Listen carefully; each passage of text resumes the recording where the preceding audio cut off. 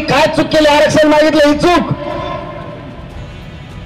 तुम्ही आम्हाला आमचं आरक्षण द्या. कालही सांगितलं आणि आजही सांगतो, या बीडच्या नगरीतून जाहीर सांगतो, मला आणि माझ्या समाजाला राजकारणात जायचं नाही.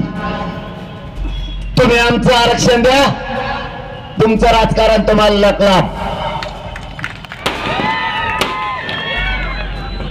या बीड तालुक्यातील जमलेल्या तमाम मराठा बांधवांना माझा मानाचा जय शिवराय.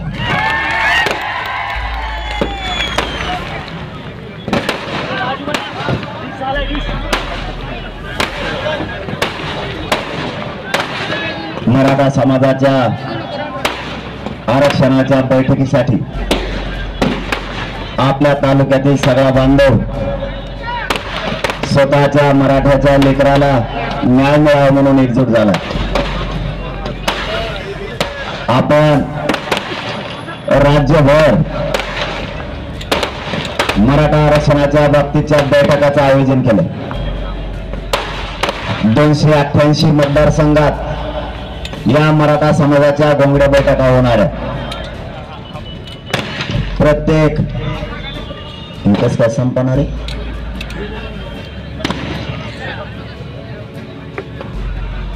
या बैठकीला गावागावातून गोरगरीब मराठा बांधव एकत्र आलाय. तालुक्यातील घराघरातला मराठा या घोंगडी बैठकीसाठी ना पावसाचा ना उन्हाचा विचार न करता स्वतःच्या लेकराच्या न्यायासाठी एकजूट झालाय. इथं बैठका पण समाज व्हायला लागल्या. घोंगडी बैठक तिला जास्तीत जास्त 100 किंवा 10-15 लोक असतील. आता घोंगडी बैठकीला जर ग्राउंड लागत म्हणलं त्याची उंबलच झाली ना ताई.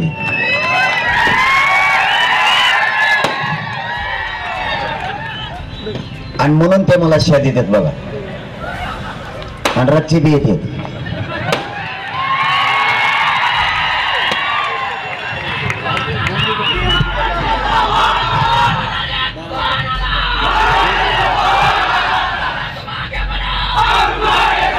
मला आणि माझ्या समाजाला फक्त आरक्षणाचा न्याय पाहिजे. यासाठी माझा मराठा समाज पेटून उठलाय. तुम्ही किती शिव्या घातल्या, माझा मात्र मराठा समाज स्वतःच्या जातीपासून आणि लेकरापासून मागे नाही हटू शकत. किती काही केलं तरी आता मागे नाही सरकायचं. आता ही आरपारची एकदाची लढाई आहे. एकदाच आता जे होईल ते होऊ द्यायचं, परंतु मराठ्यांना आरक्षण मिळून द्यायचं, ते पण ओबीसीतूनच. कितीही आडवे द्या, आता थांबत नाही. आता तर नवीन नवीन फडणवीस साहेबांनी आमदार उभा केले. एकाच एक कुणी कापून टाकीन म्हणतंय, कुणी तुकडे करीन म्हणतंय. आता काय याच्या तुकडे करतो काय माहित. आता सगळे वेगळी वेगळी स्टाईल जे तोंडाली ती यांना फडणवीस साहेबाच्या माध्यमातून यांना यांच्या संपत्त्या सांभाळायच्या आणि मला माझा मराठा समाज सांभाळायचा. यांना हा फक्त संपत्तीची आणि सत्तेची आणि खुर्चीची आहे. मराठा समाजाचे लेकरं मोठे व्हावे त्यांना का वाटत नाही. आम्हाला काय विचारता, कोणचा पक्ष आणि कोणचा नेता, आम्हाला तुम्ही काय विचारता. तुम्हाला गरीब मराठा मोठा व्हावा असं का वाटत नाही. शेतकरी गरिबांचे पोरं मोठे होऊ नये तुम्हाला असं का वाटतं. माझ्या गरीब मराठ्यांनी रात्रंदिवस काम केलं, त्याचं लेकरू अधिकारी बनू नये असं तुम्हाला का वाटतं. या सरकारमधल्या आमदारांना आणि मंत्र्यांना गरिबांचे पोरं मोठे होऊ नये असं का वाटतं. का तुम्ही हट्ट धरला तुमचा नेता आणि पक्ष मोठा करण्याचा. तुम्ही या समाजासाठी कधी बोलणार आहेत की नाहीत. या मराठ्यांचे गरीब आहेत. तुम्हाला संपत्ती आणि पदे या गरीब मराठ्यांमुळे मिळाले. या गरीब मराठ्यांचा आक्रोश तुम्हाला काय ऐकायचा नाही. गरीब मराठ्यांचे लेकरं आरक्षणासाठी टाळे फोडतात. तुम्हाला का त्यांची किंकाळी ऐकू येत नाही? तुम्हाला पक्ष आणि नेताच कसा ऐकायला येतो? का तुम्ही आमच्या म्हणून एखाद्या वेळेस विचारत नाहीत? प्रत्येक वेळेस आमच्याच काळजाचे आणि आमच्याच लेकराचे मुर्दे पाडायचं काम तुम्ही हातात काय घेतलं? असं नेमकं तुम्हाला झालंय काय की ज्या गरीब मराठ्यांनी तुम्हाला त्या पदावरती मानाच्या प्रतिष्ठेच्या पदावर बसवलं त्याच मराठ्यांच्या आज वैरी म्हणून तुम्ही काम करायला लागलात? कोणता पक्ष आणि कोणता नेता कोणासाठी काम करताय तुम्ही? या समाजाने तुम्हाला मोठं केलंय. या समाजाने तुम्हाला त्या पदावरती बसवलंय. गोरगरीब झिजलाय तुमच्यासाठी. गोरगरिबांनी प्रचार केलाय तुमचा. गोरगरिबांनी रात्रंदिवस तुमच्या मागे पुढे पळाले. गरिबांनी पैसा लावलाय. गरिबांनी तुमच्यासाठी ताकद लावली. गरिबाला वाटलं कधी काही आपल्या कामाला येईल.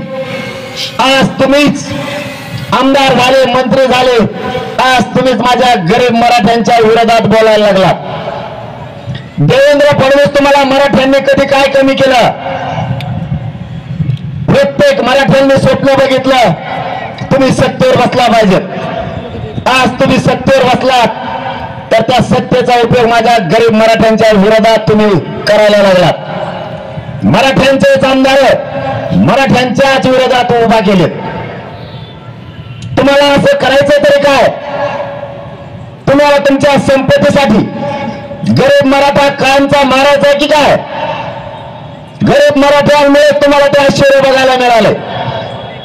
गरीब मराठा जर तुमच्या पाठीशी नसता तर तुम्हाला आयुष्यातही ते आश्चर्य बघायला मिळालं नसतं.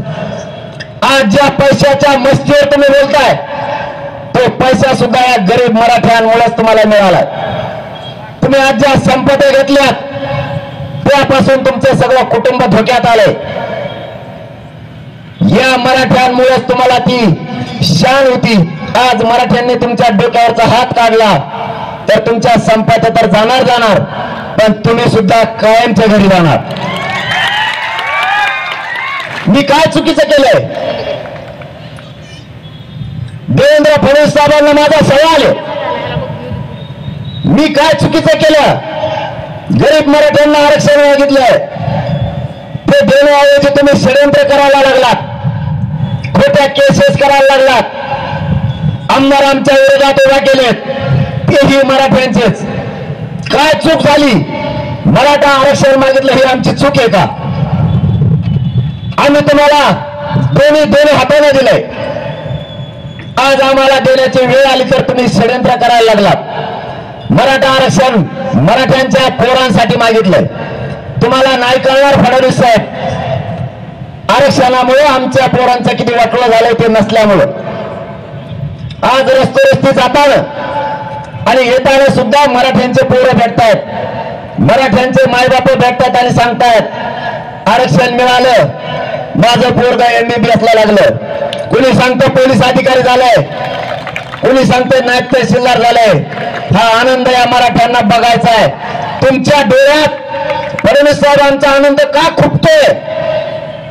का मराठ्यांचे लेकर अधिकारी झाले तुम्हाला बघायचे नाहीयेत? काय चुकीचं पाऊल मराठ्यांनी उचललं आतापर्यंत? स्वतःच्या लेकराला न्याय फक्त मागितलाय, दुसरं तुम्हाला मागितलं काय? तर तुम्ही षडयंत्र करून मराठ्यांच्या अंगावरती मराठ्यांचेच लोक घालायला लागलात. कुठं पाप फेडणारे तुम्ही काहीही केलं फडणवीस साहेब, मराठा तुम्हाला हटत नसतो. तुमची पाठ पुरवणार, तुम्हाला लोळल्याशिवाय मराठा आता माग हटत नाही. तुम्ही कोणत्या मस्तीत जगायला लागलात तुम्हालाच कळत नाहीये. आम्ही काय चूक केली? आरक्षण मागितलं ही चूक? तुम्ही आम्हाला आमचं आरक्षण द्या. कालही सांगितलं आणि आजही सांगतो, या बीडच्या नगरीतून जाहीर सांगतो, मला आणि माझ्या समाजाला राजकारणात जायचं नाही. तुम्ही आमचं आरक्षण द्या, तुमचं राजकारण तुम्हाला लकला, पण जर तुम्ही आरक्षण नाही दिलं तर माझ्या समाजाला न्याय देण्यासाठी माझ्या समोर पर्याय नाही. आम्हाला सत्ता काबीज करावी लागणार आहे आणि आम्ही मराठी हटणार नाही. म्हणजे तुम्ही जर आरक्षण नाही दिलं, त्या छगन भुजबळचं ऐकून मराठ्यांना जर विरोध केला तर तुमचे 113 घरी गेले म्हणून आजच तुम्ही लिहून ठेवा. मी या समाजासाठी वाटेल ते करायची माझी तयारी. तुम्ही आमच्या वेदनेशी आणि भावनेशी खेळताय, तुम्ही जाणून बुजून आम्हाला त्रास देताय, हे माझ्या मराठ्यांच्या लक्षात आले. मराठ्यांना सुद्धा सांगतो, तुमचे पक्ष जरा थोडे आता बाजूला ठेवा. तशी बीडवाले ठेवलेतच म्हणा, पार्ट्या तर नाहीत ना, इकडून अर्धे इकडून अर्धेत म्हणून म्हणलं. दिसलं म्हणून बोललो. आपलं कसं असतं, पण बीडची एकी अंतरा चॅलेंज नाही भाऊ तिला. चांगल्या चांगल्याचे बीड पुढे बटणं बंद पडेल, चांगल्या चांगल्याचे.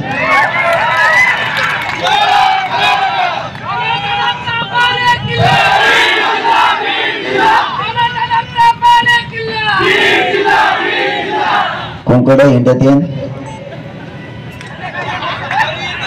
पण एका तळाटावर बसलेत म्हणून समजायचं. अरे तुम्हाला ही विनोद नका वाटून देऊ, हे सोपं नाही बरं असं होणं. सहजासहजी कोणत्या जिल्ह्यात हे होत नाही, पण बीड सगळ्याच बाबतीत सारखाच आहे. उकडा बसून पण संध्याकाळी जर ठरवलं त्यांनी कार्यक्रम लावायचा तर सकाळी लागलाच. आणि बीडचाच पॅटर्न सगळीकडे चालित येत. ते म्हणतात बीडात असं झालं ना, होते मग तसं पाडापाडीच सुरू झाली. बीडाने वाईट पाडापाडी केली.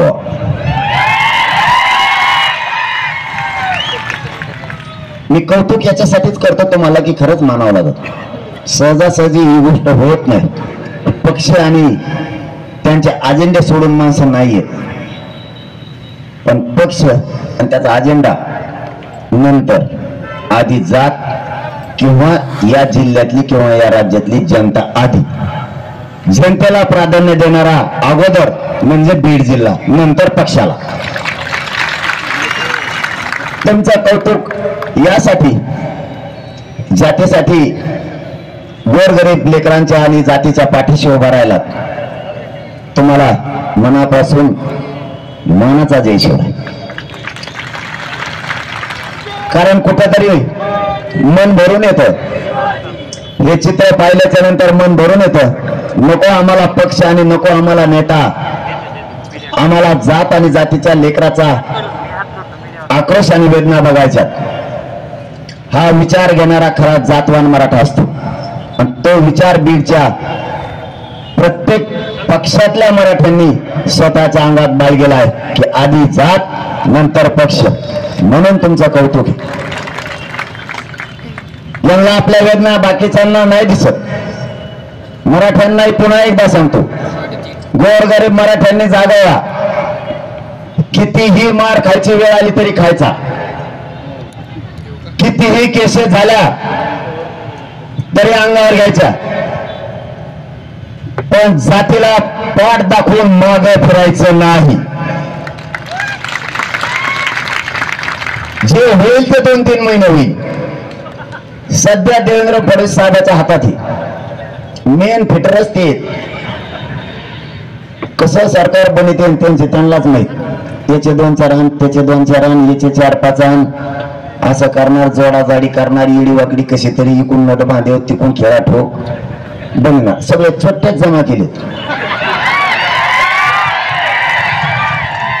बारीक खिसा कापणारा, मोठा खिसा कापणारा, डाके टाकणारा, सगळे चोट्टे तिथेच आहेत. आणि चोट्टे काय आरक्षण मिळून जाणार आपल्याला 70,000वाला, 12,000वाला, 13,000वाला, त्यांच्याकडे सगळे राडे त्यांच्याच जवळ आहेत. आयला ते मेलन पुस्तक वाचवत होती, कोण काय बुवा माया का काय होता ते,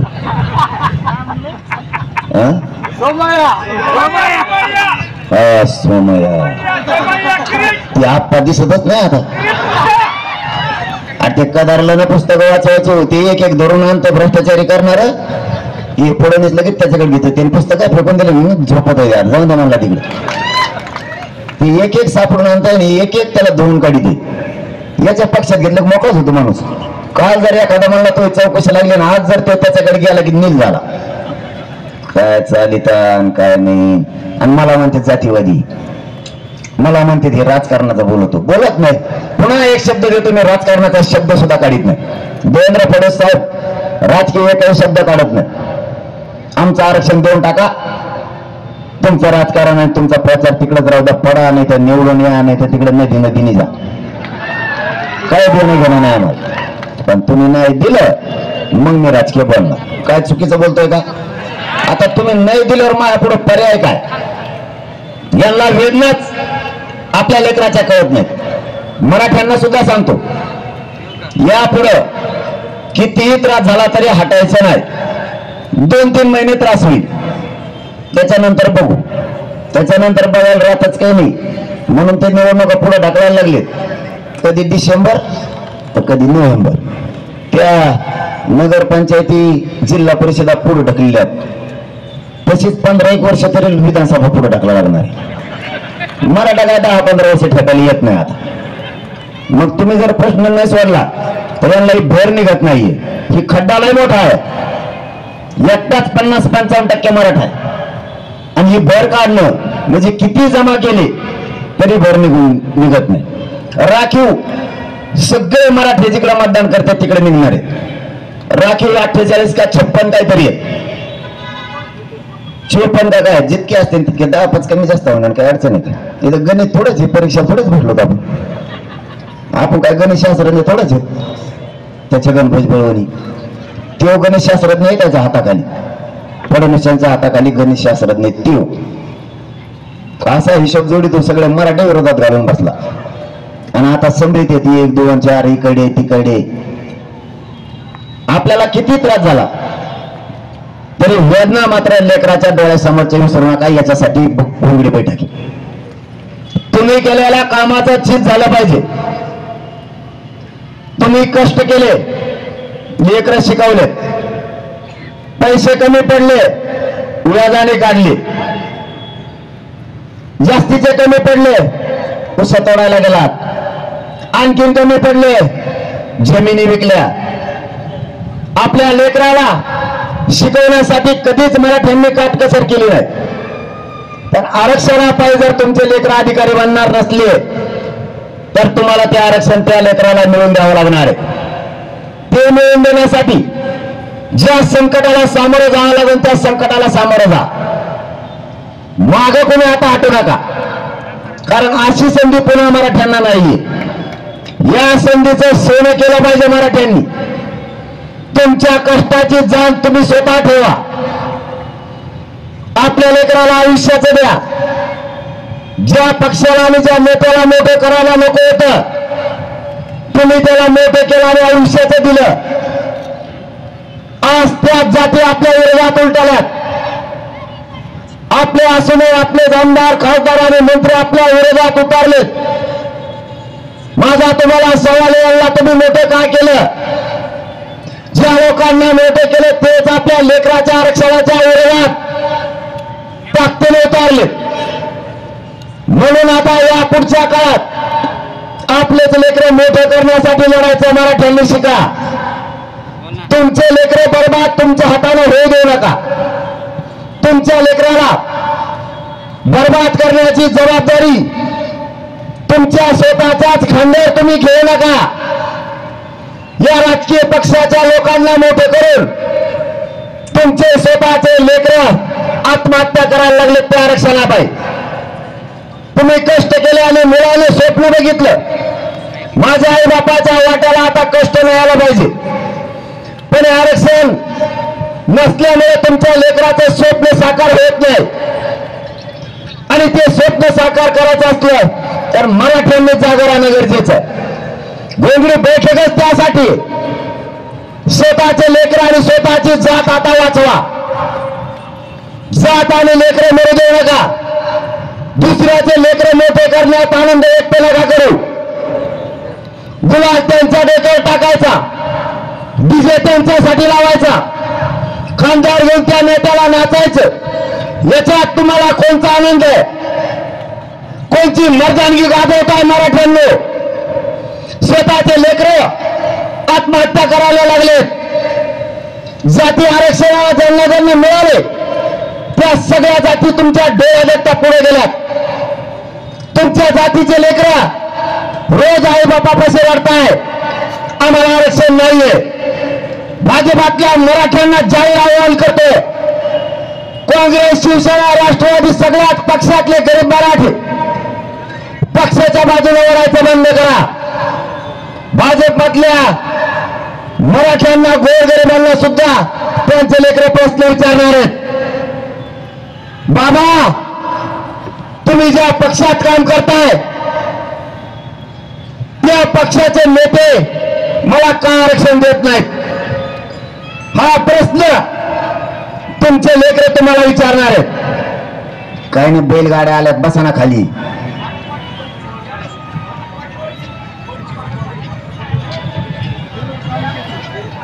इतक्या बैलगाड्या, इतक्याला म्हणाले कधी? ही फडणवीस साहेब, ही वेदना आमची बघा। त्या बैलगाड्या घेऊन लोक 60 किलोमीटरहून आले। ही मराठ्यांची वेदना आहे। मराठ्यांना यासाठी आरक्षण पाहिजे। कष्टकरी वर्ग माझा मराठ्यांचा, हे लोक वेळे नाहीये, हे कुठं पागल झालेले लोक नाहीये। त्यांच्या भावना, माझ्या गरीब मराठ्यांच्या लेकराला आरक्षण मिळालं पाहिजे, या गरीब मराठ्यांच्या भावना आहेत। कधी काळी फडणवीस साहेब तुमचे माणुसकी जिवंत करा, तुमच्यात मळा उत्पन्न होऊ द्या। गरीब मराठ्यांचे लेकरं आरक्षणा पायी अडचणीत आलेत। कधीतरी गोरगरिबांच्या कष्टाचा विचार करा। तुम्हाला का गरीब मराठ्यांना आरक्षण मिळू द्यायचं नाहीये? तुमचा कोणता हट्ट आहे फडणवीस साहेब? गरीब मराठे मोठे न घडू द्यायचा का? तुम्ही आमच्या मराठ्यांच्या लेकराच्या मुळावरती उभा राहिलात। तुम्ही जर वेळेला असंच करीत राहिलात तर मराठा समाज तुम्हाला योग्य वेळ आल्यावर योग्य वेळी घरी बसवल्याशिवाय शांत बसणार नाहीये। एका बाजूला लावा। मराठा समाजाला मी सांगत होतो, तुमच्या लेकराच्या वेदना वायाला जाऊ देऊ नका। लेकर डोळ्यासमोर असू द्या। आरक्षण मिळाल्याच्या नंतर तुमच्या लेकराचं आयुष्याचं कल्याण होणार आहे। ही घोंगडी बैठक तुम्हाला जागा करण्यासाठी आहे। आता निवडणुका आल्यात, हे लोक गोड ओळखतील, तुमच्या लेकराच्या न्यायापासून तुम्हाला लांब नेतील। हे 5 वर्षातून एकदा येतं, एकदा हे लोक निवडून गेले की पुन्हा माझ्या गरीब मराठ्यांना विचारणार नाही।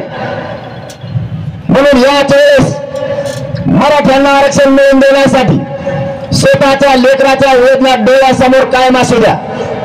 विसरू नका, तुमचा त्याग, तुमचे कष्ट विसरू नका, तुम्ही घातलेला पैसा विसरू नका।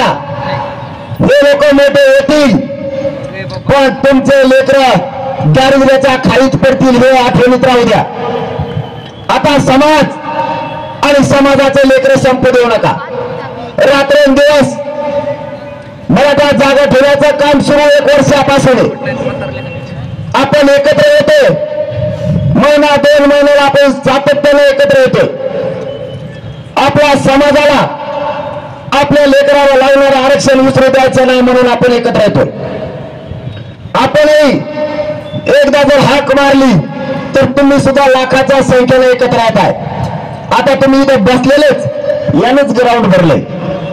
इथं बसलेल्या एका तिथं 10, 20, 20 मतदान असणार। आता इथंच जर ग्राउंड भरलं आणि एका तिथं 10, 20, 20, 30 मतदान हे जर फुटलं, खाली काय राहिलं? पडलं ना सरकार, कार्यक्रमच झाला यांचा. यांना घोंगडी बैठकच कळलं नाही. सभा आहे का घोंगडी बैठक? एक तर घोंगडी म्हणजे काय अर्ध्याला कळलं नाही. अर्धे मत होते नवीनच नाव सापडून करून काऊन काय करू आणि वेगळंच काहीतरी देते. घोंगडी म्हणजे काय म्हणलं मला नाही. ज्या ज्या जिल्ह्यात येते तिथे जाऊन विचार आणि त्या टकोरीवर पांघरून घे. तुला घोंगडीची किंमत कळल. तिच्यात काय रग आहे, काय ताकद आहे, घोंगडीचा अर्थ काय. घोंगड्या बैठका पूर्वीच्या काळी का घेतल्या जायच्या, निर्णय कसे बाहेर पडायचे, तुला घोंगडी म्हणजे कळायची नाही. ती लय पवित्र आहे. घोंगडी ही खूप पवित्र आहे आणि सर्रास पूर्वी शेतकरी हा घोंगडीच वापरायचा. पाऊस असो थंडी असो म्हणजे संकट परतून लावायचं काम घोंगडी करते. स्वसंरक्षण त्या शेतकऱ्याचं करण्याचं काम घोंगडी करायची. कितीही पाऊस असला तरी घोंगडी भिजत नाही, कितीही थंडी असली तरी तिच्यामुळे थंडी लागत नाही. शेतकऱ्याचं संरक्षण करणारी ही घोंगडी. म्हणून या गोर गरिबाचं रक्षण करण्यासाठी, त्यांच्यावरचा अन्याय कमी करण्यासाठी या घोंगड्या बैठका आहेत. आपल्या लेकराच्या न्यायासाठी मायबाप विसरू नका बर का. तुमच्या लेकराचा अन्याय डोळ्यासमोर कायम राहू द्या. तुमच्या लेकराला आरक्षण लागतंय त्यासाठी तुम्ही काय कष्ट केलेत हे तुमच्या डोळ्यासमोर असू द्या. माझ्या विरोधात तर इतके उठलेत आता. कोणी मारून टाकीन म्हणतंय, कोणी तुकडेच करीन म्हणतंय, कोणी तर मग ट्रॅपच रचलाय आणि दर आठवड्याला आमदार बदलत. नांगराला जसं दुपारून बैल बदलत, नुसते बैल बदली चालू. हे झालं की ते झालं की ते. पण मी बी आता डाव टाकलाय, पण आणखीन 7-8 दिवस थांबवतो. आणखीन एखादा असला डाव तर ते बी पुढे आला, मग दोन्ही संघच मोडता येतील मला डाव एक मोडण्यापेक्षा. मराठ्यांना एक उद्यापासून काम सांगतो. आता गप नाही बसायचा. 3 महिने तुम्ही म्हणता काम सांगायला. 3 महिने जर गप बसलात तर तुम्ही पिढ्यानं पारचं वाटलं केलं म्हणून समजा. हे 2-3 महिने मराठ्यांच्या अस्मितेचे, भवितव्याचे, भविष्याचे सुद्धा आहेत. हे 3 महिने सगळे पैठ राहा. सावध, बेसावध होऊ राहू नका. लढाई माणूस फक्त बेसावध राहिले ना हरतो. सावध जर राहिला तर कसलंही संकट किंवा कसली लढाई असो विजयाचा टिळा लागलाच म्हणून समजा. फक्त सावध राहा. आता बेसावध नको. उद्यापासून एक काम सुरू करा. आपल्याला या बीड नगरीतूनच महाराष्ट्रातल्या मराठ्यांना सांगतो, उद्यापासून महाराष्ट्रातले सगळे मराठे कामात राहा. प्रत्येकानं गावात जायचं. आपल्या 20-20, 30-30, 40-40 जणांचा टीम करायचा. त्या फक्त मराठा समाजाचे प्रश्न सोडवण्यासाठी. आपली लाट अशी झाली, हाक मारली की लाखानं कोटी नेते. तुम्हाला मेळ कसा पांगलाय ते सांगतो. कोणत्या सभेला बोलवा, ते ग्राउंड, ती जागा तुडुंब भरती. पण मला जर या 15 दिवसात अनुभव यायला लागलेत, गरीब मराठ्याला जर काम पडलं तर त्याने नेमकं सांगायचं कोणाला. एखाद्या बांधवाची जर आपल्या नोंद निघत नसली, माझी निघत नाही असं त्यांनी सांगायचं कोणाला. दुसरे जर त्याची नोंद निघाली, कोणता अधिकारी त्याचं प्रमाणपत्र देत नाही, त्यांनी ते सांगायचं कोणाला. जर एखाद्याची व्हॅलिडिटी होत नसेल किंवा दिली जात नसेल तर त्यांनी सांगायचं कोणाला. अनेक प्रश्न गरीबासमोर आहेत. गरीब मराठा काय करतो, पिशवी उचलतो, तहसीलला किंवा जिल्ह्याच्या ठिकाणी जातो. तो दिवसभर गेटच्या बाहेर असतो. त्याला कळतच नाहीये आता काय करावं. तो दिवसभर थांबून थांबून पुन्हा गावाकडे येतो. त्याला जे अपेक्षित होते ते मिळत नाही आणि त्याची त्या अधिकाऱ्याची जर भेट झाली तर कदाचित तो अधिकारी त्याला 2-4 दिवसाने करू किंवा 8 दिवसाने करू किंवा होत नाही असं उत्तर देतो. तर त्या बिचारा बांधवाला काहीच माहित नसतं. तो दिवसभर काम सोडून इकडे आलेला असतो. त्याच्यासाठी गावात जर आपली एखाद्या हक्काचा मराठा सेवक म्हणून जर टीम असली, समन्वयक, सदस्य, अध्यक्ष हे लफडं नको. सगळे मराठा सेवक त्याने लय ताण होतो. गावातल्या लोकांनी त्या 20-25 पोरांना काम सांगायचं. त्या पोरांच्या धर्तेवर झालं नाही तर तालुक्याच्या ठिकाणी ती टीम राहील, त्या ठिकाणी नसेल तर जिल्ह्याच्या ठिकाणी होईल. इथपर्यंत काम आलं की ते काम ताबडतोब सुटतंय. सोयीनुसार जर आपण लोक ठेवले तर कोणाचंच काम लागणार नाही. हे झालं आरक्षणाच्या बद्दलच. एखाद्या आजारी पडलाय, एखाद्याला कुठल्या शेतकऱ्याला संकट आलंय, त्याच्या मदतीला जायला सुद्धा गावापासूनच आपले लोक मदतीला पाहिजे. मराठा सेवक म्हणजे सगळे सेवा त्यांनी करायची. सहकार्य, मदत या तीनही गोष्टीसाठी त्यांनी अत्यंत जागरूक राहायचं. गावागावापर्यंत टीम आली पाहिजे. आणि तिसरा विषय, जर एखाद्यावर संकट आलं त्याच्या मदतीला कोणी लवकर जात नाही, मग त्यांनी नेमकं सांगायचं कोणाला. नुसता घोळका कामाचा नाही, त्यातून न्याय मिळाला पाहिजे समाजाला. झालायचं नाही मला तर तर सगळ्या ताकदीने आता समाजाच्या पाठीशी आपण उभं राहिलं पाहिजे. एकमेकाच्या मदतीला जायला हक्काचे लोक होतील. ते 20, 25, 50 काय होतील एका गावातून. त्यांना कोणत्याही पक्षाच्या किंवा कष्टकरी शेतकऱ्याच्या माणसाने काम सांगितलं तरी त्यांनी भेद नाही केला पाहिजे.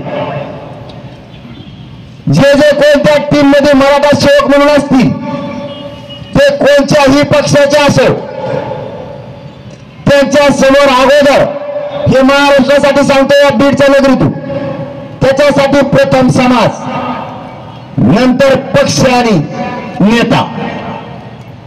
त्यांनी त्या जातीच्या कामाच्या मदतीला तातडीने यायचे. असेच लोक त्या टीम मध्ये घ्या. गरीब प्रत्येक वेळेस शहरात नाही येऊ शकत, गरीब प्रत्येक वेळेस तालुक्याच्या ठिकाणी नाही येऊ शकत. आपले प्रश्न गावात सांगण्यासाठी त्याला एक हक्काची जागा पाहिजे. त्या जागा आपल्याला आता गावागावात निर्माण करायच्या. एका गावात किमान 20 पाहिजेत. मग ते 100 झाले तरी चालते, पण 20 जण हक्काचे त्या लोकांच्या मदतीला पाहिजे. जर एखाद्या लेकराला, एखाद्या माणसाकडून त्रास झाला तर त्याच्या मदतीला जायला कोणीच नाही. जर आपल्या असे 20-20, 25 ची टीम असली, एकमेकाच्या मदतीला जायला सोपं होईल. इथून पुढे या बीडच्या नगरीतून महाराष्ट्रातल्या मराठ्यांना सांगतो, उद्यापासून आपण आपल्या गावात, आपल्या तालुक्यात आणि जिल्ह्यात 20 पेक्षा जास्त पोरांची टीम तयार करायला लागा. ते फक्त मराठा समाजाच्या मदतीसाठी आणि सहकार्यासाठी, मराठा समाजाचं दुःख आणि सुख वाटून घेणारी ती टीम असणार आहे. त्यामध्ये साखळी उपोषण करते, आमरण उपोषण करते, यांना घ्या. स्वयंसेवकाचं काम करणाऱ्या लोकांना घ्या.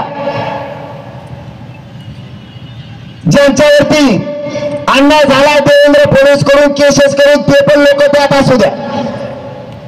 ज्यांनी समाजासाठी खूप भोगले त्यांना प्रथम जागा द्या. त्यानंतर सगळे पोरं स्वतःहून मनानं जॉईन व्हा. ज्यांना ज्यांना त्या टीम मध्ये समाजाच्या साथ देण्यासाठी आणि सहकार्य करण्यासाठी काम करायचे, त्याच्यासाठी जाहीर सांगतो, प्रथम जात असली पाहिजे. पक्ष आणि नेता नंतर. हे याच्यामध्ये घ्या. मराठ्यांचा निर्णय त्याला अंतिम मान्य असला पाहिजे. अशा पोरांची टीम राज्यभर उभा करायची 20 तारखेपर्यंत. आजपासून 20 सप्टेंबर पर्यंत हे काम हातात घ्यायचे. 20 सप्टेंबरच्या नंतरच घोंगडी बैठकाच्या तारखा दिल्या जाणार आहेत. आपण देणार होतो, परंतु गावागावात टीम असणं आपल्यासाठी आता गरजेचं आहे. आपल्या लोकांना आलेली अडचण सोडवणं आपली जबाबदारी. आपल्या लोकांना साथ देणं, त्यांच्या दुःखात उभा राहणं आपलं काम आहे.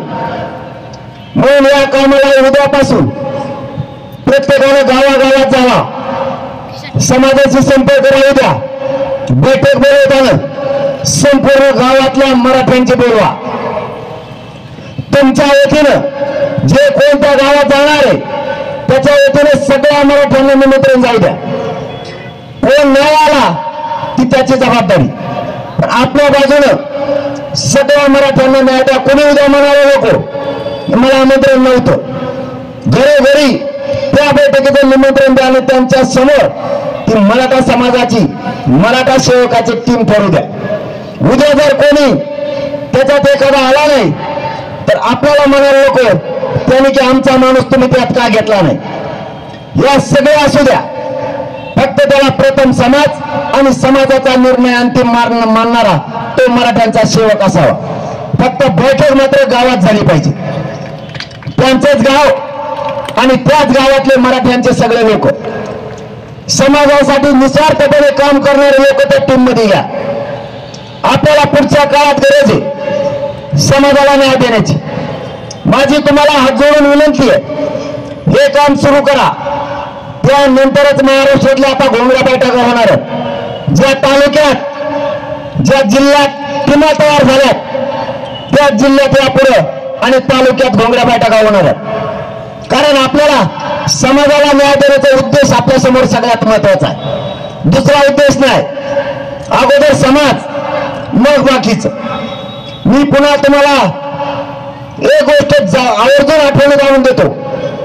सरकारनं आपली त्यांच्याकडे मागणी होती, 83 क्रमांकाला कुणबी आणि मराठा एकच आहे. हा अध्यादेश सुशील कुमार शिंदे सरकारने त्यावेळेस काढला होता. 2004चा तो अध्यादेश तो रद्द केलाय.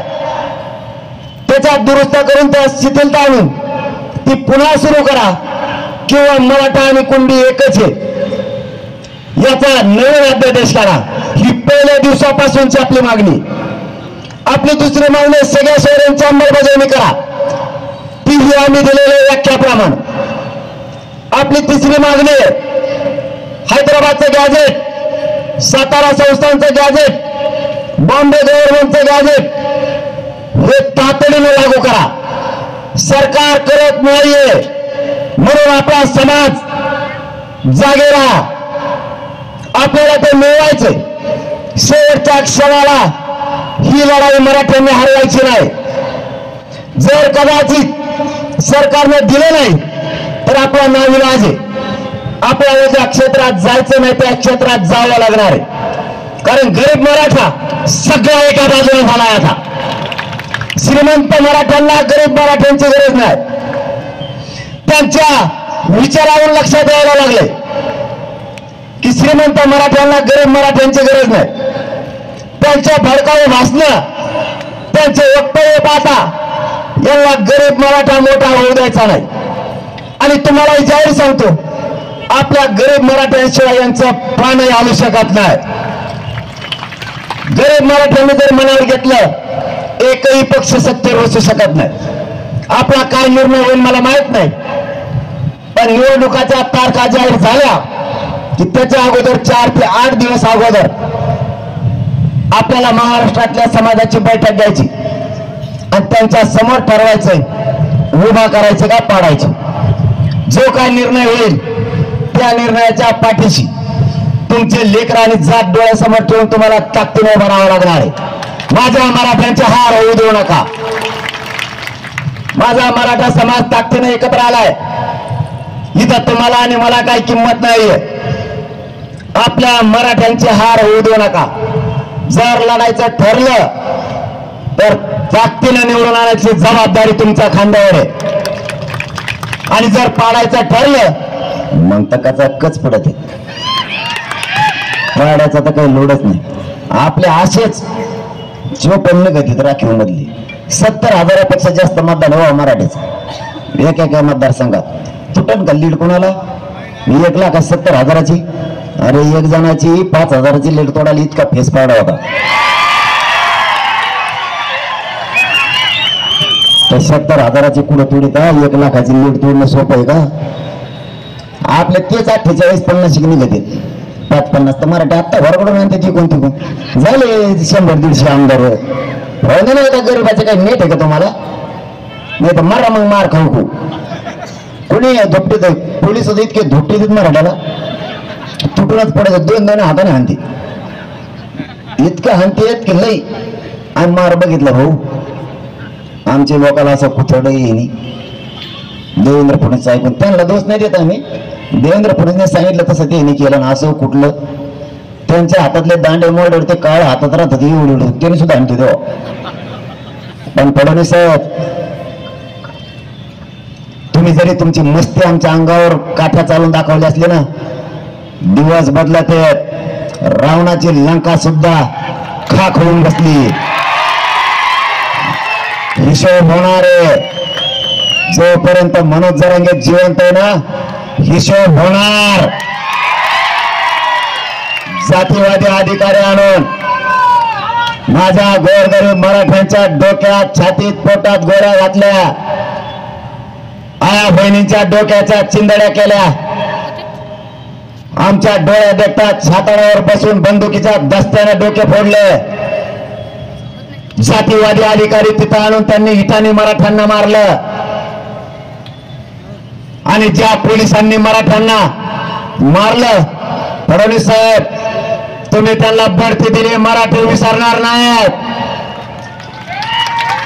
दिवस बदलते हिशोब जिथला तिथं होणार आहे आज तुमचे उद्या गोरगरीब मराठ्यांचे सुद्धा दिवस येतील तुमच्या भाजपला कधीच वाटलं नसेल तुमची सत्ता येईल इतकं बलाढ्य काँग्रेस होतं समुद्रासारखं पसरलेलं ते काँग्रेस नाना ठेवून बसला त्याचा तुमची सत्ता आली त्यामुळे गर्वात राहू नका तुम्हालाही मराठी पायाखाली टाकायला वेळ लागू देणार नाहीत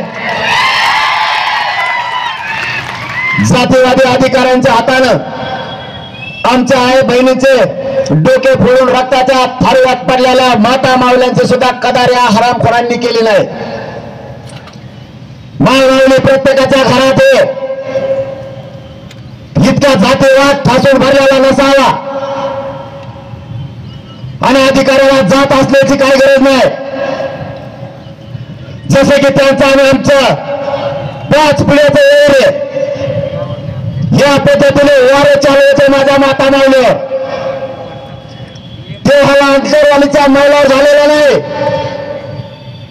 महाराष्ट्रातल्या कोट्यावधी मराठा माऊलींचा अंगावरती तो वार झालाय तो हल्ला महाराष्ट्रातल्या समाजावरती झालाय इतकी मगरुरी आणि मस्ती आणि एवढा जातीवाद अधिकाऱ्यांच्या अधिकारात भरला हे आम्ही पहिल्यांदा बघितलं पोलीस हल्ला करतात लाठीचार्जही केला जातो पण त्याला काही लिमिट असतं लाठीचार्ज आम्ही बघितले हल्लेही बघितले पण हा जीव गेला हल्ला देवेंद्र फडणवीसने जाणून बुजून मराठ्यांवरती घडून आणला इटाने आणि जगड्याने मारणारे पोलीस या देशात कधीच करू शकत नाहीत बंदुकीच्या दस्त्याने डोके फोडले आया बहिणी लेकरासह रक्ताच्या थाळीत पडल्या त्या लेकराच्या किंकाळा ऐकून लोक बेशुद्ध पडत होते इतका भयान हल्ला त्या लोकांनी अचानक केला काय मिळाला फडणवीस साहेब तुम्हाला आणि पुण्यामधल्या आई बहिणीवरती शिवाय देतो माझ्या आई बहिणीच्या अंगावरती तुम्ही हत्यारे चालवले मी का शिवाय देऊ मी तुम्हाला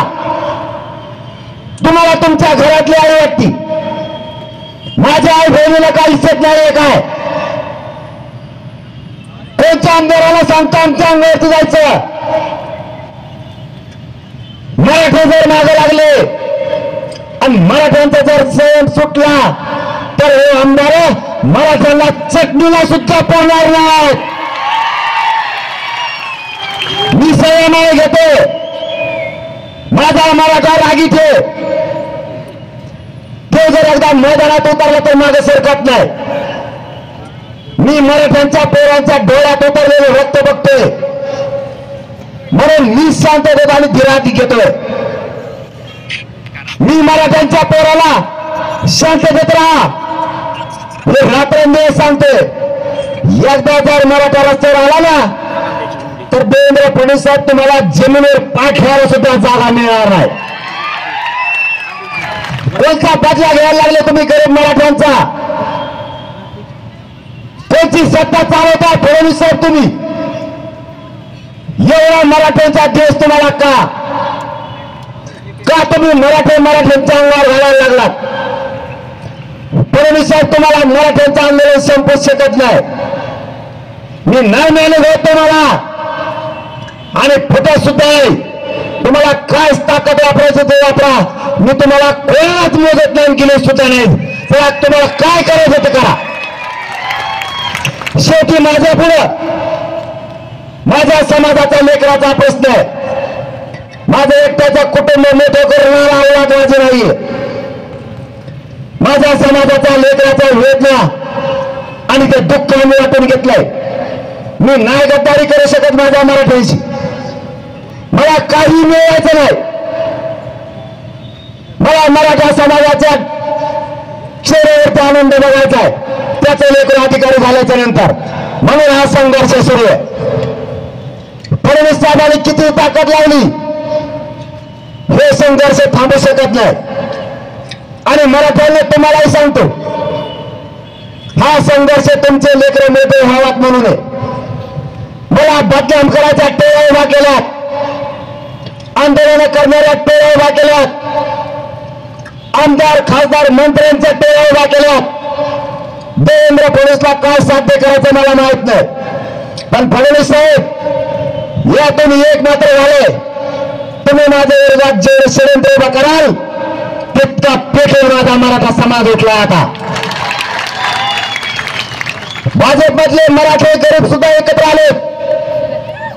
त्यांना वाटतंय आमच्या लेकराला काय उत्तर द्यायचं. आयुष्यभर गोरगरीब मराठ्यांनी भाजपाचं काम केलंय. त्यांचे लेकर त्यांना विचारतात बाबा तुम्ही ज्या पक्षात काम करताय त्याच पक्षाचे नेते आरक्षणाला विरोध करायला लागले. एक एक भाजपमधला माणूस तुमच्यापासून दूर चालला फडणवीस साहेब. त्याचं कारण तुमच्यात मराठ्यांविषयी असलेला द्वेष. तुम्ही मराठ्यांना जाणून बुजून आरक्षण मिळू देत नाहीत म्हणून सगळा मराठा एकतर्फी झालाय. तुम्ही किती षडयंत्र करा मराठा फुटूच शकत नाही. आणि एकदा जर मराठ्यांचा संयम सुटला तर या राज्यात मराठ्यांच्या मनगटाला मनगट लावायची ताकद कोणाचाच नाही.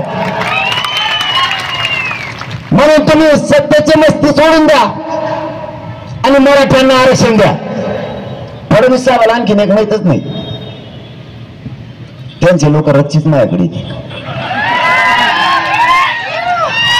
मीडिया गेला इतके चाभरे ते राजकारणी लोक. यांना मीडिया आहे का नाही याचा सुद्धा मेळ लागतो. मीडियाने अंतवाली सोडणं हे मायापाशी चिटकणं संगच होते. मी म्हणतो तुम्ही थोड्या आधी आले असते मीडिया होता राव. नाही नाही म्हणले आमचा बारीक दिन असत. इतके चाभरे भाजपाचे तर इतके माझे आमदार इकडे लाईन आहे.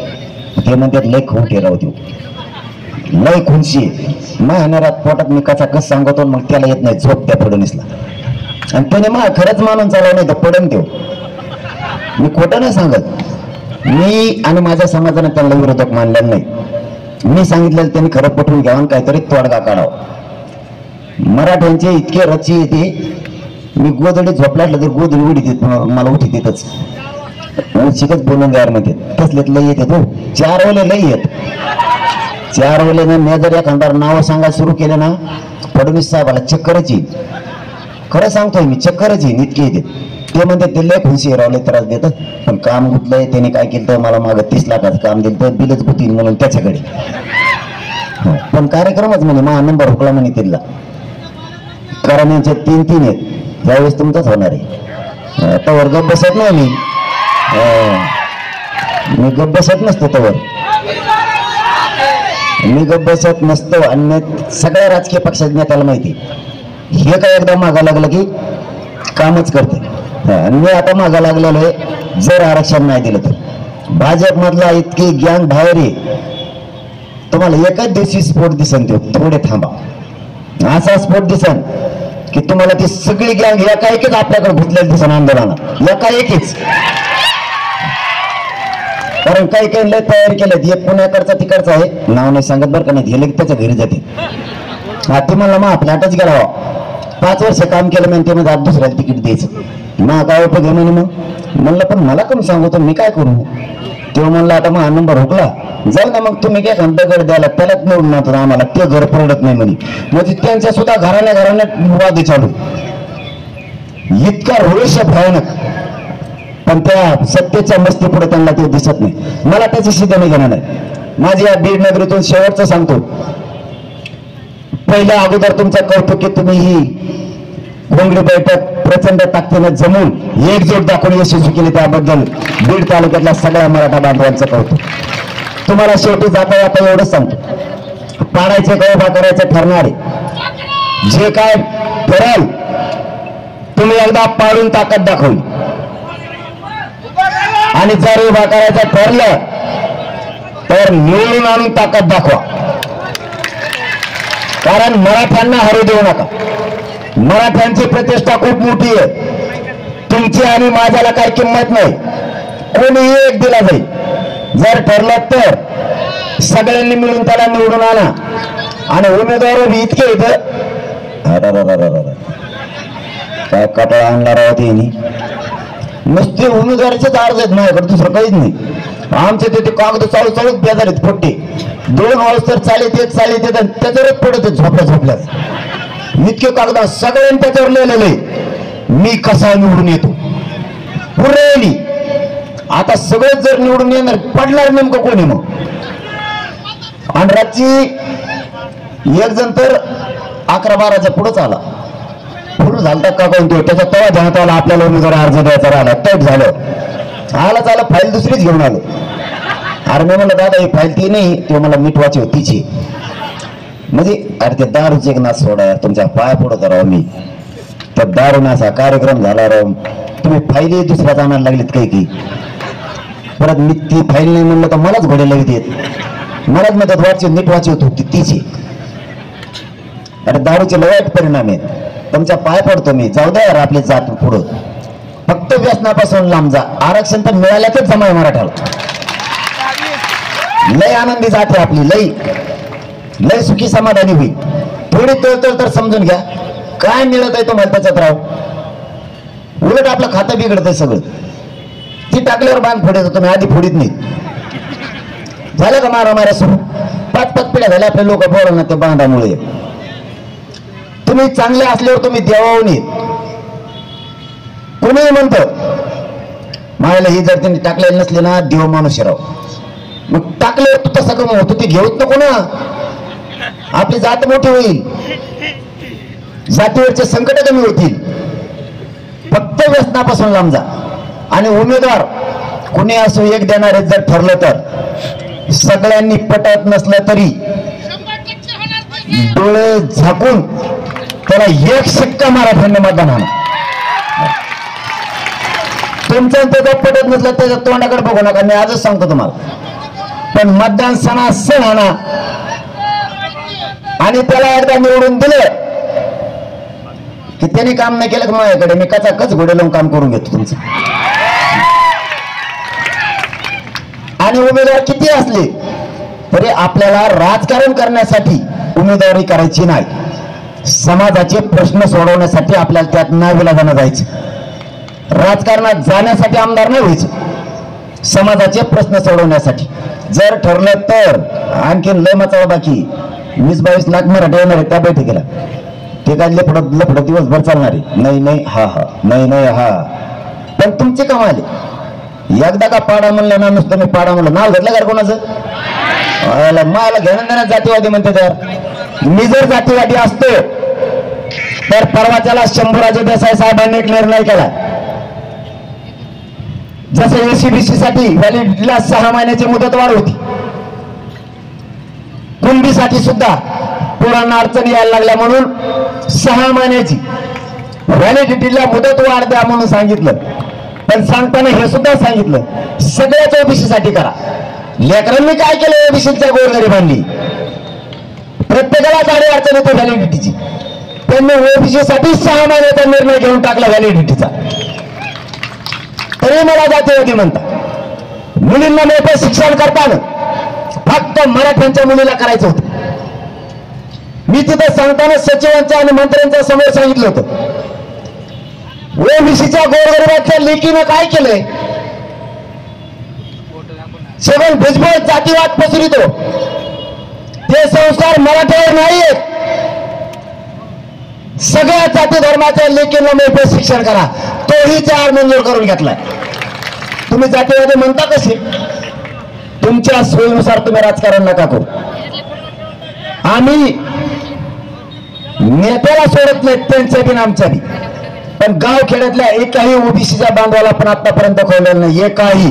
आणि आयुष्यात कधी दुकानावर सुद्धा नाही. सगळ्या गोरगरिबांचे काम मराठी करतात आणि त्या पुढेही करतील. त्यांच्यावर मराठ्यांकडून कसलाच अन्याय होणार नाही याची खबरदारी गावागावातला मराठा घेतो. फक्त तुमच्याकडे एक जबाबदारी एकजूट फुटून देऊ नका. बाकीचं सगळं मी बघतो. देवेंद्र फडणवीसांना काय षडयंत्र करायचे ते बघतो. आणखीन तो दरेकर मामा उठला पुन्हा नवीन एक आता आणखीन लय येत. आता ना खरं सांगतो तुम्हाला हे मराठीच्या खिशात येत असली तर तरायला लागले मराठीत चालता चालता यांना कुंकड पाडून टाकी दे मेळ बी नाही लागणार. आणि आता ते येत नसते त्या बारीने याच्यातलं ते एकही येत नसतं. आता किती ताकद लावली तरी शेवटी जाताना एवढंच सांगतो भावनिक होऊ नका आणि जात आणि लेकराला विसरू नका. वेळेवर जर त्यांच्या वेदना विसरलात लेकराच्या होणाऱ्या आलक्षणामुळे हाल जर विसरलात आणि नेत्यालाच मोठा करायचा प्रयत्न केला तर तुमच्या जातीचा आणि लेकराचा वाटवा झाला म्हणून समजा. वेळेवर भावनिक होऊ नका. ही योजना आणते आता आणली बघा ती लाडकी बहीण चांगली आहे. ती योजना चांगली काय अडचण पैसेच आपले आहेत. देवेंद्र फडणवीस काय नागपूरचा वावर ऐकला का एखाद्याने आपल्याला पैसे दिले. आपलेच पैसे ते पेन घेतला तरी जीएसटी कट होतोय. बिस्किट पुडा घेतला तरी कट होतोय. काय घेतलं की कट होतोय. पैसेच आपले घ्या. ती चांगली योजना काय अडचण नाही. पण फडणवीस साहेब मला एक प्रश्न पडला. तुम्ही लाडक्या बहिणीला 1500 रुपये दिले चांगलं केलं. ती चांगली योजना आहे का नाही ती पुढे बघू. घ्या ते आपले लोक बी घ्या सगळे कामाला येते पुढे दे. पण एक प्रश्न आहे लाडक्या बहिणीला पैसे दिले पण भाच्याला आरक्षण लागतं त्याचं काय.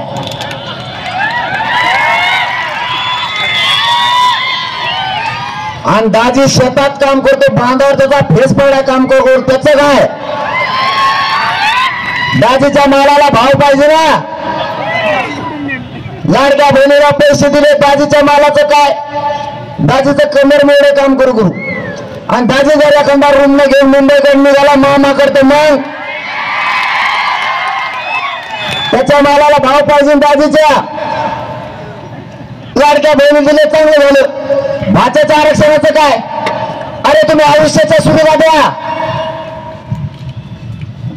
तुम्ही हे चिरीमिरी वाटायचं बंद करा.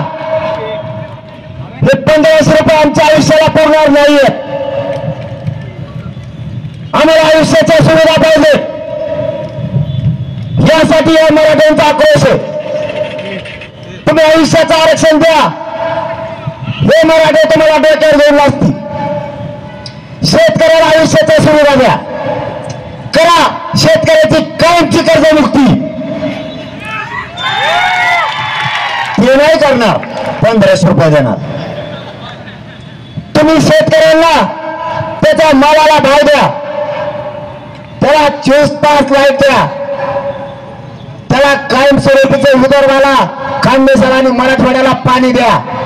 माझा मराठा किंवा शेतकरी एक बी आत्महत्या करू शकत नाही. तुम्ही याची रिमेरी वाटी द्या. आम्हाला आयुष्याचं देत नाही म्हणून तुम्ही पडता. पुन्हा ते आता लाडीगुडी लावते 1500 रुपये. आता येऊन बघा तो आनंदाचा शिरा.